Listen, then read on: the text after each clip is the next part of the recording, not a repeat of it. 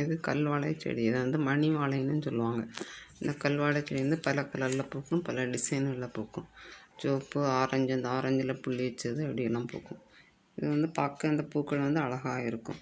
இது வந்து வாழை மாதிரியே இருக்கும். இது வந்து அந்த வாழை மாதிரி ஒரு அந்த கிழங்குலேருந்து கன்றுகள் வந்து அப்படி வளரும்.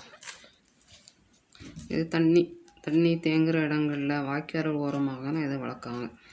ஏன்னா இது வந்து ஒரு மருத்துவ குணம் வாய்ந்தது. காற்று சுத்தப்படுத்தும் சொல்கிறாங்க, அது மாதிரி தண்ணீரையும் சுத்தப்படுத்துன்னு சொல்கிறாங்க.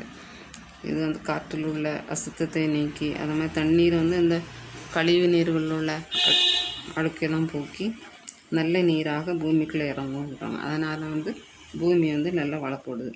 இது முன்புலாம் எல்லா வீட்லேயும் வளர்ப்பாங்க, இப்போ அதிகமாக வளர்க்குறதில்ல. இந்த செடிகளை வந்து மாடி தோட்டத்திலையும் வளர்க்கலாம், தொட்டிகளையும் வச்சு வளர்க்கலாம். இந்த சிறந்த குணம் உள்ள செடிகளை வந்து நம்ம வந்து தோட்டங்களில் வளர்க்கலாம்.